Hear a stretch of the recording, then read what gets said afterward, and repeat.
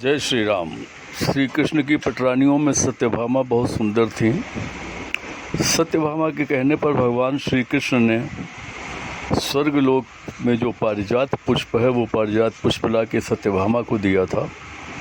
सत्यभामा के मन में अभिमान उत्पन्न हो गया कि श्री कृष्ण हमारी सुंदरता पर बहुत मोहित हैं और सबसे अधिक हमें ही स्नेह करते हैं। सुदर्शन चक्र का प्रयोग श्री कृष्ण ने इंद्र के वज्र को पराजित करने के लिए किया था। इंद्र को भी, सुदर्शन को भी अभिमान हो गया था कि हमारे बिना तो श्री कृष्ण कोई युद्ध जीत ही नहीं सकते। गरुड़ की सवारी श्रीमन नारायण करते हैं। गरुड़ को अभिमान था कि हमारे बिना भगवान कहीं आ जा नहीं सकते हैं, क्योंकि मैं बहुत बलवान हूँ और मेरी गति सबसे तीव्र है। भगवान का भोजन अहंकार है। भगवान ने विचार किया इन तीनों के अहंकार को तोड़ना है। भगवान ने हनुमान जी का स्मरण किया। हनुमान जी जान गए कि भगवान ने याद किया। हनुमान जी जानते हैं कि राम और कृष्ण दोनों एक ही हैं। भगवान के मन की बात को हनुमान जी जान गए और हनुमान जी वहाँ से द्वारिका की ओर चले। द्वारिका में हनुमान जी भगवान से नहीं मिले। एक सुंदर बगीचा था, उस बगीचे में चले गए और हनुमान जी बगीचे में जा कर के उस बगीचे के वृक्षों को तोड़ने लगे। बगीचे के रखवाले थे, उन्होंने देखा एक बानर पूरे उपवन को तहस नहस किए दे रहा है। दौड़ करके श्री कृष्ण के पास में गए, कहा एक बानर आया है, पूरे बगीचे को तोड़े दे रहा है। भगवान श्री कृष्ण ने तुरंत गरुड़ को बुलाया और गरुड़ से कहा कि जाओ सेना लेकर के और उस बानर को पकड़ करके लाओ। गरुड़ ने कहा भगवान सेना क्या ज़रूरत है, एक बानर के लिए तो मैं अकेला ही काफ़ी हूँ। गरुड़ वहाँ से चले और चल करके हनुमान जी के सामने गए। हनुमान जी इसको युद्ध के लिए ललकारा। हनुमान जी ने गरुड़ को अपनी पूँछ में बांध लिया।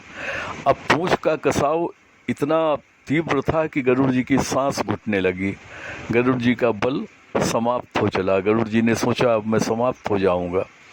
हनुमान जी ने गरुड़ जी को मुक्त किया। गरुड़ जी ने अपनी हार मान ली और हनुमान जी से कहा कि आप मेरी पीठ पर बैठिए, मैं आपको तुरंत भगवान के पास में लेकर के चलता हूँ।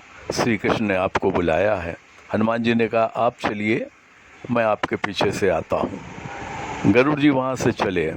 इधर भगवान श्री कृष्ण ने राम का रूप धारण किया और अपने बगल में सत्यभामा को बिठा लिया और सुदर्शन से कहा कि द्वार पर जाओ, पहरा दो, कोई भी हमसे मिलने अंदर ना आ पावे।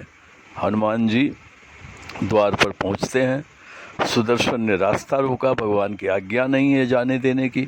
हनुमान जी ने सुदर्शन को अपने मुंह में दबा लिया और फिर हनुमान जी भगवान के सामने पहुँचे।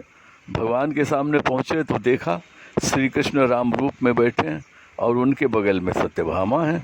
भगवान हनुमान जी ने राम रूप धारे हुए श्री कृष्ण को प्रणाम किया और उनसे प्रश्न किया प्रभु माता जी कहाँ हैं? ये आपने अपने वामांग में किस नारी को बिठा लिया? सीता मैया कहाँ हैं? सत्यभामा अवाक रह गईं।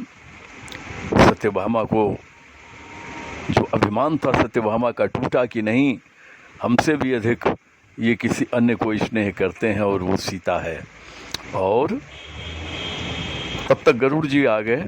गरुड़ जी आए तो देखा हनुमान जी तो वहाँ पहले से ही थे। गरुड़ का भी अभिमान टूट गया। भगवान श्री कृष्ण ने कहा क्या हुआ? गरुड़ बोले इन्हीं ने बाग उजाड़ा था और मेरा तो अभिमान टूट गया, ये मुझसे अधिक बलवान हैं। श्री कृष्ण ने पूछा हनुमान आए कैसे अंदर? द्वार पर तो सुदर्शन था। बोले भगवान सुदर्शन ने रोका था, लेकिन मैंने उसको मुंह में दांतों में दबा लिया था, ये लीजिए सुदर्शन। सुदर्शन को मुंह से बाहर निकाला। सुदर्शन पे हाथ जोड़ के खड़ा हो गया। इस तरह से भगवान श्री कृष्ण ने सत्यभामा, गरुड़ और सुदर्शन के अभिमान का मर्दन किया। मनुष्य को जीवन में कभी अभिमान नहीं करना चाहिए, क्योंकि श्रीमन नारायण का भोजन ही अभिमान है। जय श्री राम।